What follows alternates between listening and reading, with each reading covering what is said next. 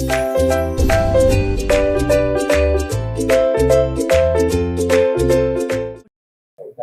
जो chapter start करने जा रहे हैं ना, वो सबसे आसान चैप्टर है इस किताब का, बहुत ही आसान चैप्टर है, ठीक है। और फ्री के मार्क्स है, 8 मार्क्स का चैप्टर है। अभी हमने एक चैप्टर जो चैप्टर खत्म किया, डेप्रिसिएशन भी 8 मार्क्स का या 6 मार्क्स का आता है, कभी 6 मार्क्स का आता है, कभी 8 मार्क्स का आता है। और वैसे ये भी, और ये इक्वल वेटेज रखते हैं मार्क्स के पॉइंट ऑफ व्यू से, और ये चैप्टर उसका आधा है, कम समय लेगा और सबको समझ में आ जाता है। इन जनरल तो सारे बच्चों को समझ में आ जाता है, तो बहुत आसान चैप्टर है। फ्री के मार्क्स है तुम्हारे ये वाला, इस चैप्टर में 8 मार्क्स, 6 का है 8 का है, फ्री के मार्क्स है। और चैप्टर का नाम बिल्स ऑफ एक्सचेंज है। हमारे चैप्टर का नाम क्या है? Bills of exchange. लेकिन उससे पहले मैं चैप्टर का नाम नहीं बता रहा, पहले देखो इधर, हमारे इंडिया के अंदर कानून है जिसका नाम है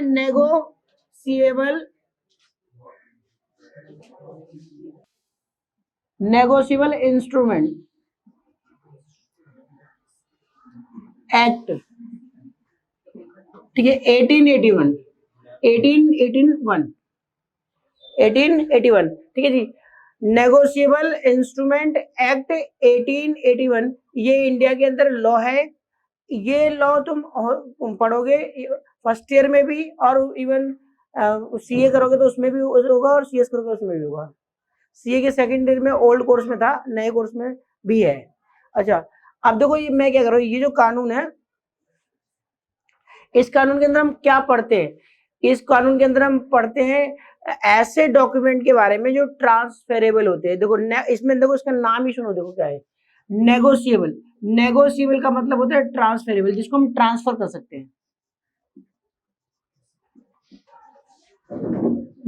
नेगोशिएबल का मतलब यहाँ पर होता है ट्रांसफेरेबल, ठीक है। वो नेगोशिएट करना, बातचीत करना जो होता है, वो नेगोशिएट करते ना, वो नहीं करा। मैं कह रहा हूँ यहाँ पर ट्रांसफेरेबल, नेगोशिएबल का मतलब जिसको हम ट्रांसफर कर सकते हैं। अच्छा, ट्रांसफर करने का मतलब क्या? जैसे मेरे पास है और मैंने तुम्हें डिलीवर कर दिया, तुम्हें दे दिया, मेरे डिलीवरी करने से वो ट्रांसफर हो जाता है, मेरे पास से तुम्हारे पास चला गया, ठीक है। ऐसा डॉक्यूमेंट है कि मैंने तुम्हें दे दिया तो वो तुम्हारा हो गया, तुम्हारा उस पर मालिकाना हक हो जाएगा, मेरे पास है तो वो मेरा मालिकाना हक है। तो ऐसा डॉक्यूमेंट जो ट्रांसफेरेबल होता है, जिसको हम ट्रांसफर कर देते हैं, सिर्फ मेयर दे देते हैं किसी को तो वो उसका हो जाता है, उस पर उसका ओनरशिप आ जाती है। तो मैं कह रहा हूँ नेगोशिएबल मींस ट्रांसफेरेबल, जिसको हम ट्रांसफर कर सकते हैं। और इंस्ट्रूमेंट का मतलब होता है डॉक्यूमेंट। डॉक्यूमेंट वो भी कौन सा? रिटन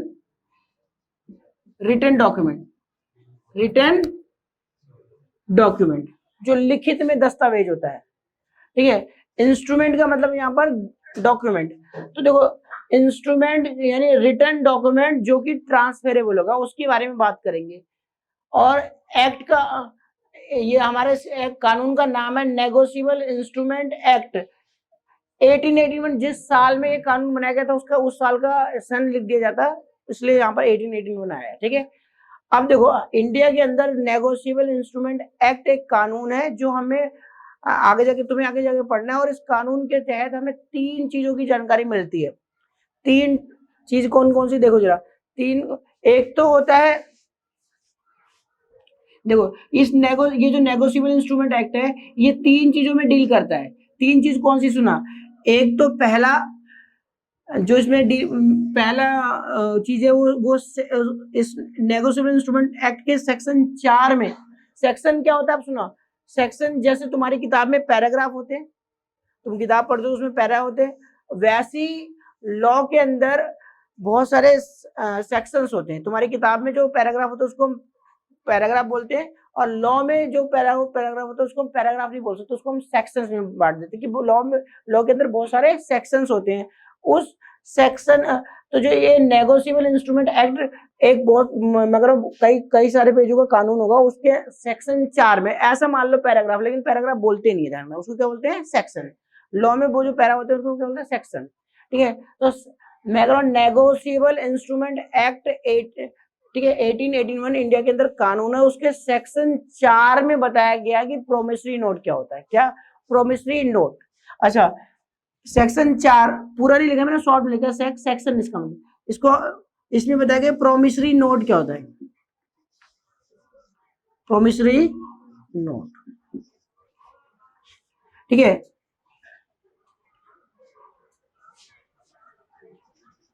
प्रोमिसरी नोट के बारे में बताया गया है। अच्छा, अब ये प्रोमिसरी नोट क्या होता है इस चैप्टर में हम पढ़ेंगे।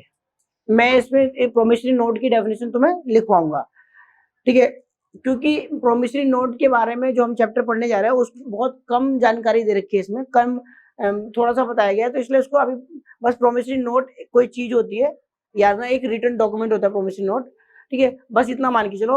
और वो हमारे इस कानून के सेक्शन 4 में बताई गई है, ठीक है। अब देखो दूसरा है हमारा सेक्शन 5। सेक्शन 5 के अंदर बताया गया बिल्स ऑफ एक्सचेंज। लो जी, समझ में आ गया होगा कि बिल्स ऑफ एक्सचेंज जो चैप्टर है वो कहां से बना है। इस कानून के अंदर सेक्शन 5 में बिल्स ऑफ एक्सचेंज के बारे में बताया गया है कि बिल्स ऑफ एक्सचेंज क्या होता है। तो बिल्स ऑफ एक्सचेंज भी एक डॉक्यूमेंट होता है, और कैसा डॉक्यूमेंट होता है, रिटर्न, जिसको हम ट्रांसफर कर सकते हैं।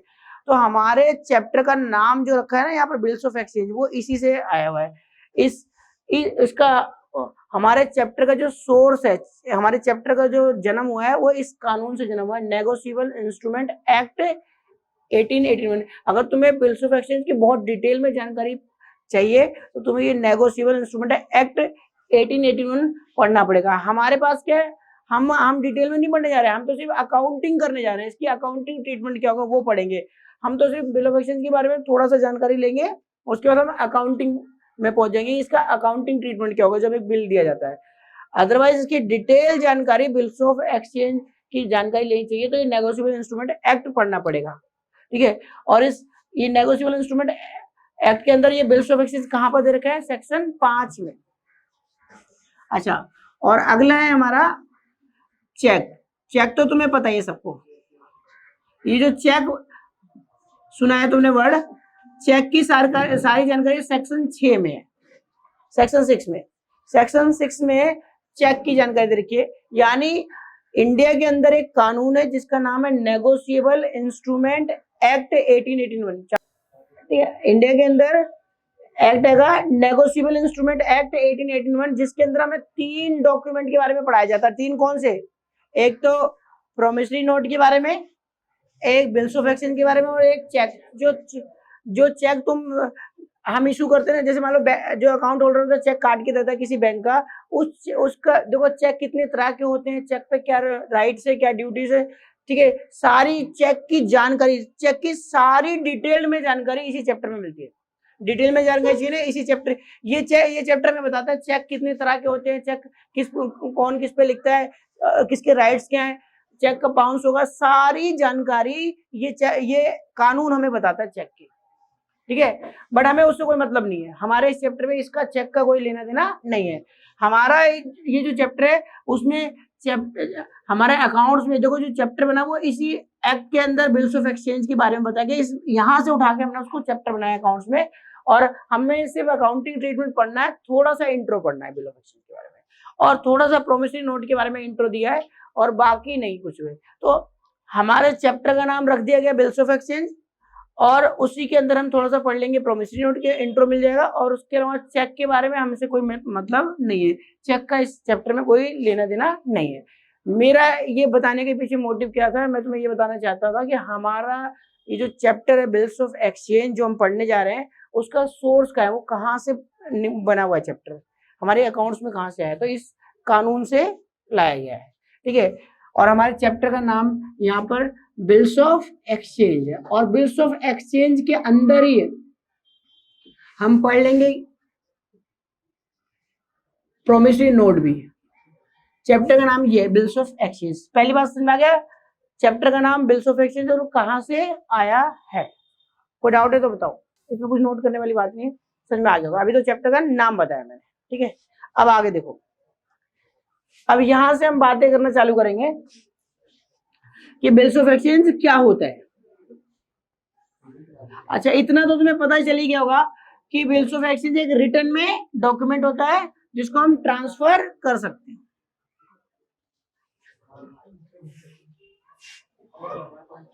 चले भाई आगे, अब देखो बेटा, अब आगे देखो जरा, अब पहले मैं बिल ऑफ एक्सचेंज का मतलब बताने जा रहा हूं, ठीक है। पहले मैं डेफिनेशन नहीं लिखवा रहा, पहले समझो कि बिल ऑफ एक्सचेंज क्या होता है। सुनो, देखो बेटा, और ये मैं पहले भी बता चुका हूं।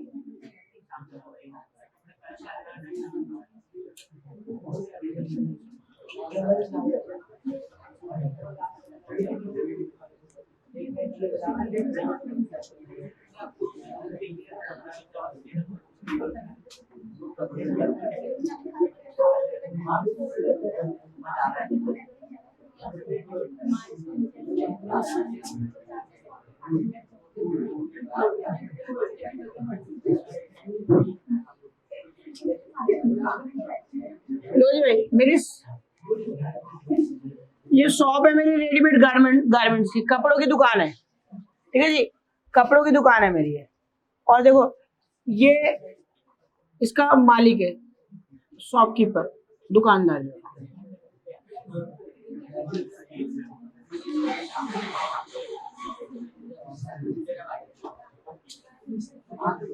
ठीक है, ये शॉपकीपर है और इसका नाम है मिस्टर ए, ठीक है जी। और देखो,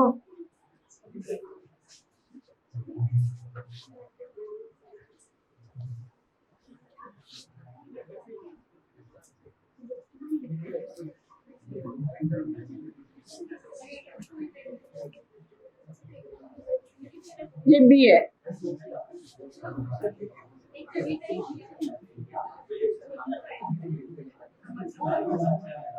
चलो मिस्टर बी, ठीक है जी। अब देखो जी, मिस्टर बी यहाँ पर आता है।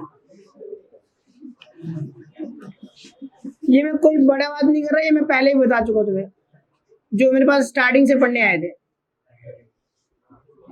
ये मिस्टर बी यहाँ पर चल कर आया और ये दुकान के अंदर ये कपड़े पड़े हुए खूब सारे,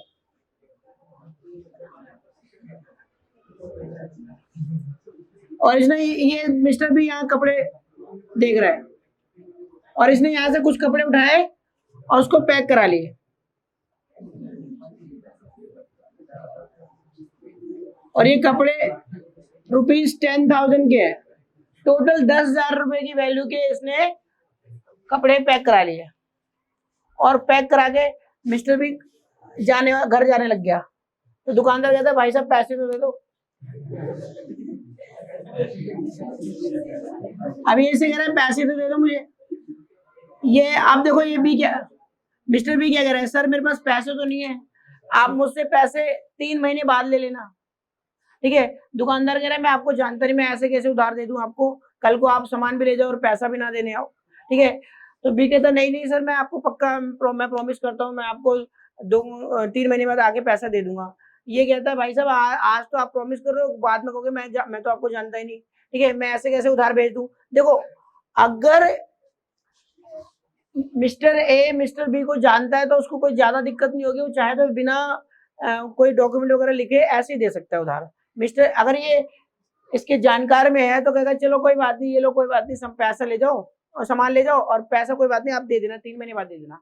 अगर इनमें ये एक दूसरे को जानते हैं, पुरानी जानकारी है, तो कोई बात नहीं, तब तो मिस्टर ए कहेगा कोई बात नहीं, आप 10,000 रुपए कोई बात नहीं, आप 3 महीने बाद दे देना, सिंपली उधार भेज देगा, सिंपली वो सामान देगा और मिस्टर भी लेके चला जाएगा और 3 महीने बाद वो पैसा दे देगा अपने आप। बातचीत होगी इनकी अच्छी तो, ठीक है, एक दूसरे को जानते होंगे। लेकिन अगर ये ऐसी कोई पर्सन आया और हमसे कह रहा है कि हमें 10,000 रुपए उधार दे दो, 10,000 रुपए का सामान दे दो, तो हम क्या उसको बेच देंगे? हमें भी डाउट रहेगा कि यार कल को हमारा पैसा डूब सकता है, ये आदमी पैसा लेके भाग सकता है।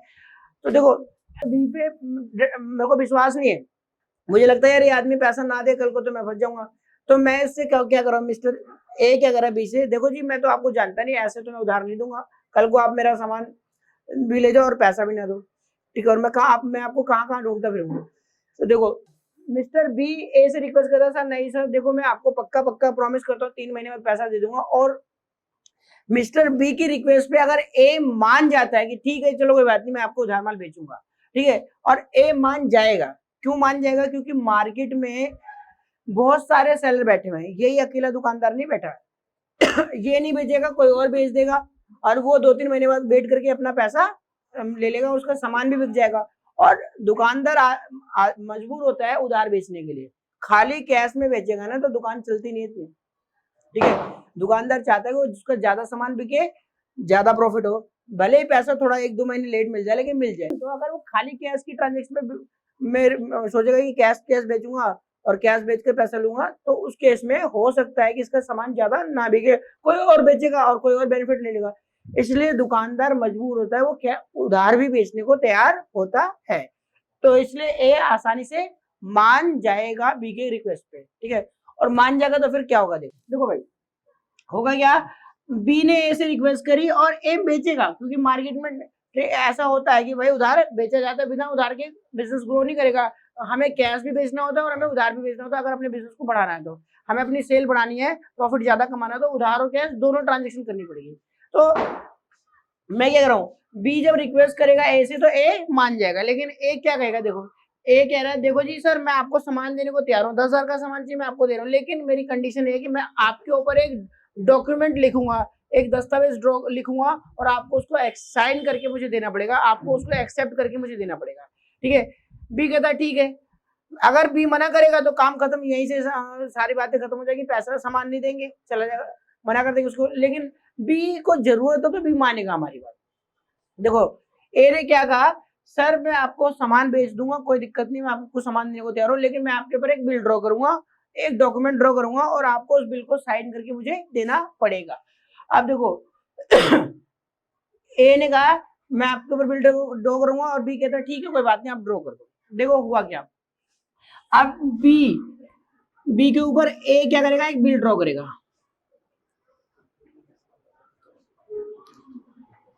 और इस बिल में क्या लिखा होगा, देखो यहां लिखा होगा ₹50,000, ठीक है। और 50 करो 10, हमने 10 का बेचा ना, ₹10,000 पहले यहाँ पर बिल का अमाउंट। अच्छा इससे डिफरेंट भी हो सकता है, किताब में देखोगे तो कोई दिक्कत नहीं, मैं कह रहा हूँ एक फॉर्मेट ये भी है और कुछ लोग थोड़ा से अलग भी बना सकते हैं। यहाँ पर होगा न्यू दिल्ली, दिल्ली में है तो न्यू दिल्ली, ठीक है। न्यू दिल्ली आज कितनी तारीख है, 18 डेट आ रही, ठीक है। जिस दिन बिल लिखा गया उसकी date of drawing of bill, ठीक है। जिस दिन बिल ड्रॉ करा जाएगा, जिस दिन बिल लिखा जाएगा उसकी, और फिर यहाँ पर लिखेगा क्या, ऐसे लिखेगा, देखो 3 महीने का बिल है ना, तो ऐसे लिखेगा 3 months after date. In language होती है 3 months after date.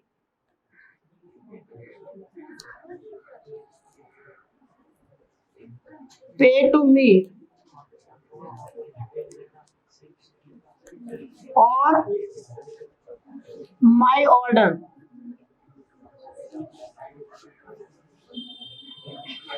Some of rupees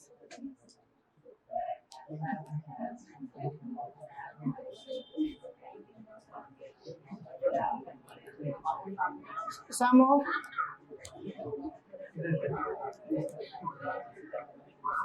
$10,000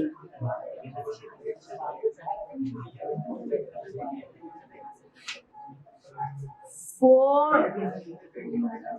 the value received, ऐसे लिखा जाता है। देखो देखो क्या लिखा है, 3 months आफ्टर डेट, ठीक है। 3 months आफ्टर डेट लिखिए, इसके 3 महीने बाद।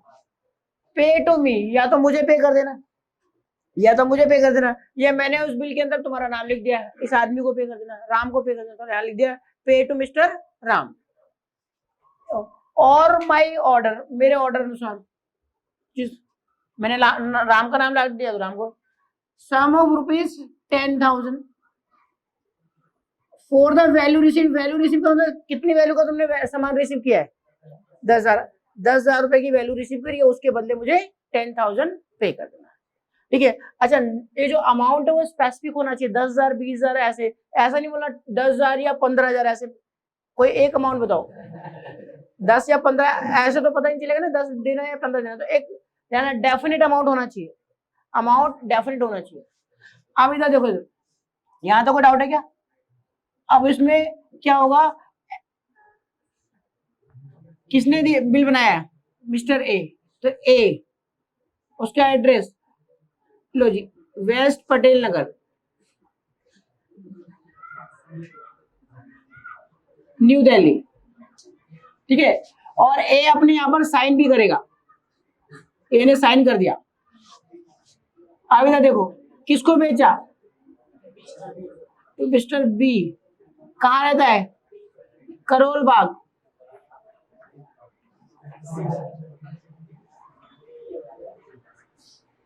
न्यू दिल्ली, ठीक है।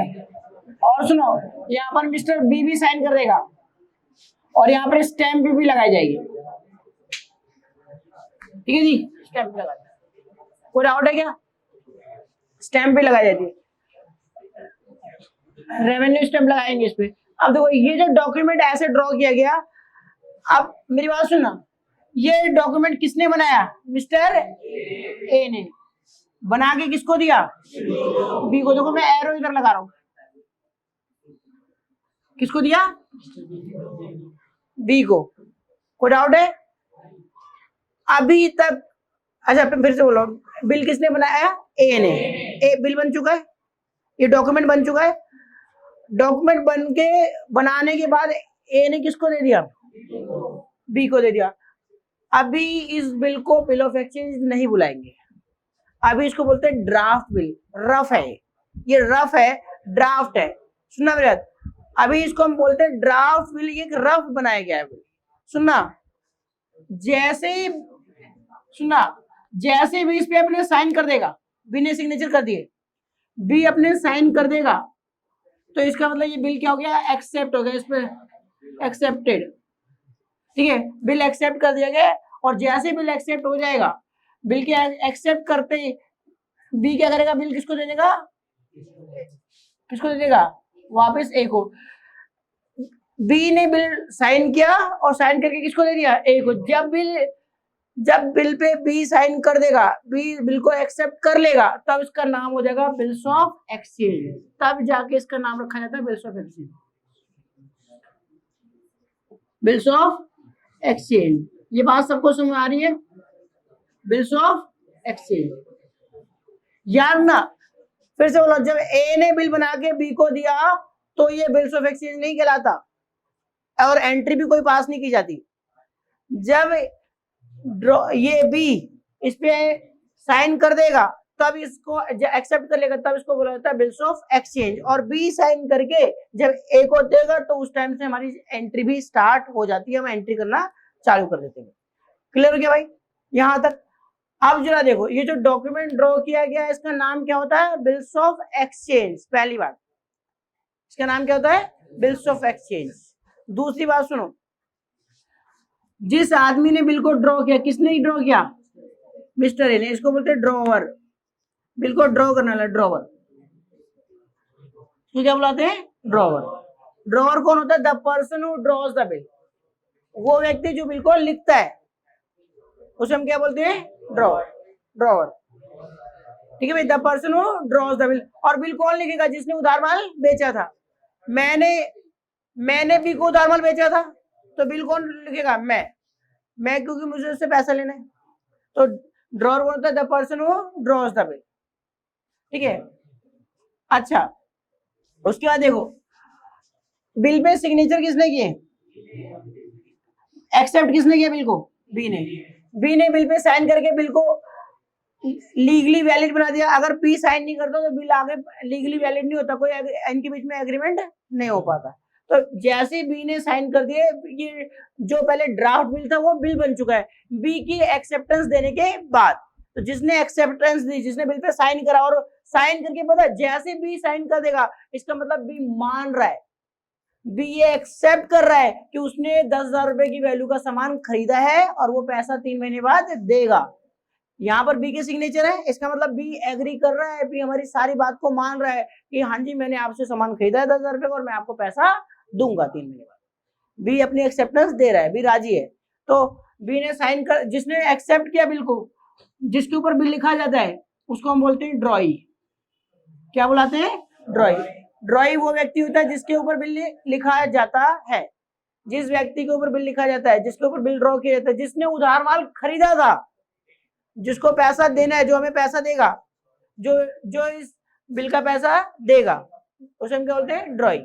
जिसके ऊपर हमने बिल ड्रॉ किया है, ठीक है, जिसने ड्रॉ किया उसको बोलते हैं ड्रॉवर, जिसके ऊपर बिल लिखा गया उसे क्या बोलते हैं? ड्रॉई।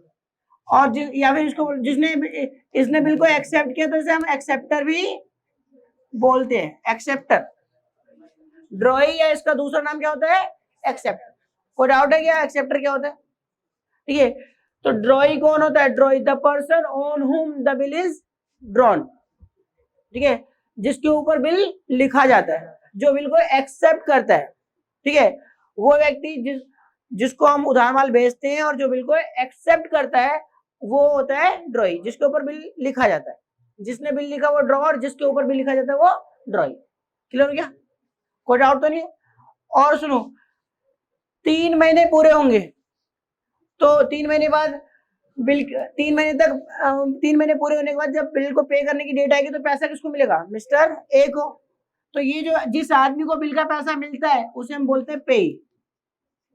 क्या बोलते हैं? बोलेंगे भाई पे। पे किसे बोलते हैं?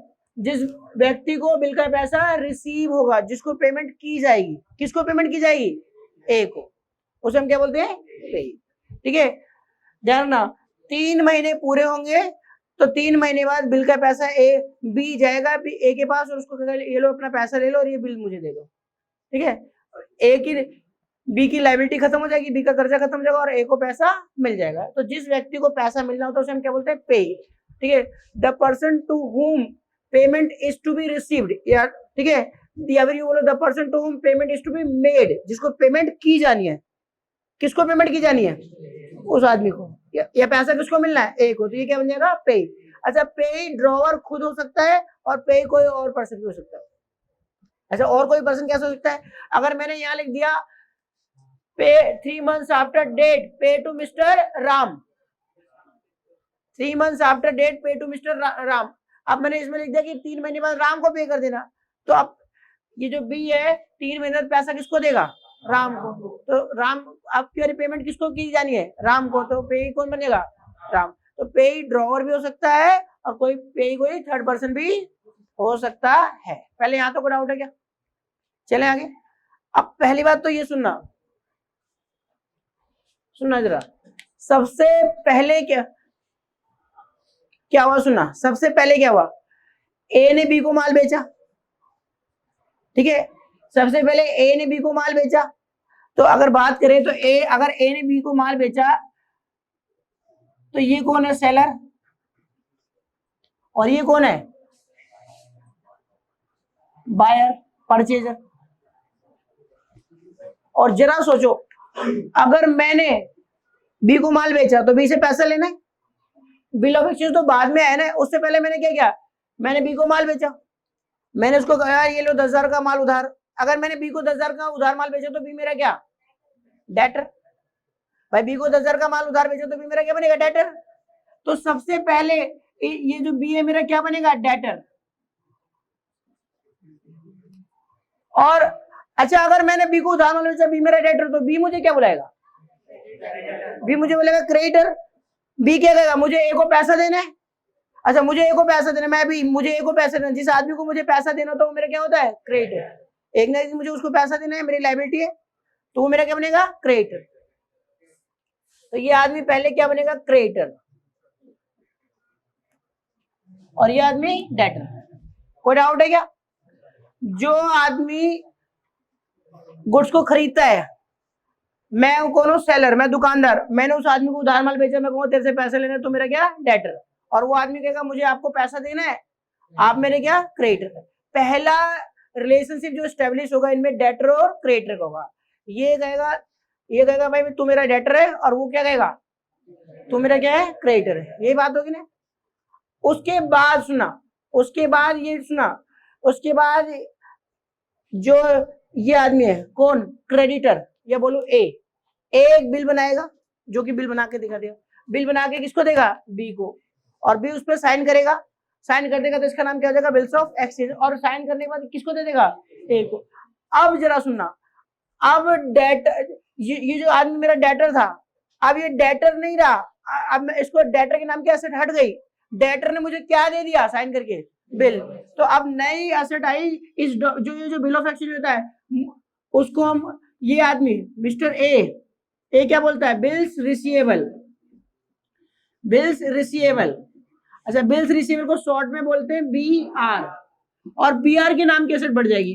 अब मैं अपनी किताब में उसको डेटर नहीं बुलाऊंगा, अब मैं उसको क्या बोलूंगा, बी आर, बिल्स रिसीवेबल। मुझे बिल का पैसा लेना, सुनना और सुनो, अगर अच्छे समझना तो देखो, अगर मान लो ये आदमी मिस्टर ए अपनी बैलेंस शीट बनाया, अभी तुम्हें बैलेंस शीट नहीं पता क्योंकि फाइनल अकाउंट का चैप्टर नहीं पढ़ा, फिर भी थोड़ा सा तो नॉलेज लेके आए हो अकाउंटिंग में। अगर मैं उसको उधार माल बेचूंगा, मुझे उससे पैसे लेने, तो मेरा क्या बनेगा, डेटर। पहले मैंने अपनी किताबों में इसको डेटर बोला, डेटर का मतलब उस आदमी से पैसा लेना है, उस आदमी से पैसा लेना है। और जैसे ही मैं बिल ड्रॉ करके उसको दूंगा और वो बिल साइन करके मुझे वापस देगा, तो अब मैं बोलूंगा वो डेटर की नाम की एसेट नहीं है, अब कौन सी नाम की एसेट है, डेटर हट जाएगा और उसकी जगह क्या आ जाएगा, बिल्स रिसीवेबल। अब मैं उससे बोलूंगा बीआर का पैसा लेना है, बिल्स रिसीवेबल का पैसा लेना है। ठीक है, ध्यान समझा रही मेरी बात। पहले मैं उसको डेटर बुलाता हूँ जब उधार माल बेचता हूँ, जब मैं उधार माल बेचूंगा तो उसे क्या बोलूंगा, डेटर। और जैसे मैं बिल बना के उसको दूंगा और वो साइन करके मुझे दे देगा, तो डेटर के नाम की एसेट हट गई। अब वो मेरा डेटर के नाम से एसेट नहीं होगी, उसकी किस नाम से होगा, बिल्स रिसीवेबल। डेटर जैसा ही होता है, ये भी पैसा तो इस बिल का लेना है। ठीक है, उधार माल बेचा था उसी की वजह से तो बीआर भी आए, तो जानना डेटर का नाम हटके क्या आ जाएगा, बीआर। कोई डाउट है क्या? और सेम इसी तरह सुनो, सेम इसी तरह जब ये आदमी इस, मैं कौन बी, मैंने ए से उधार माल खरीदा था, तो ए मेरा क्या बना था, क्रेडिटर। तो मैंने अपनी किताबों में इसको क्या बुलाया होगा, लायबिलिटी। लायबिलिटी का नाम क्या है, क्रेडिटर। कितने रुपए, 10,000 रुपए। और जैसे ही मैं मिस्टर ए को बिल साइन करूंगा और दे दूंगा, मैं बिल ऑफ एक्सचेंज को साइन करके दे दूंगा, तो वैसे ही मैं इसको बोलूंगा आज से मेरी क्रेडिटर की नाम की लायबिलिटी नहीं है, क्रेडिटर के नाम की लायबिलिटी हट जाएगी और उसकी जगह क्या आ जाएगा, बिल्स पेबल।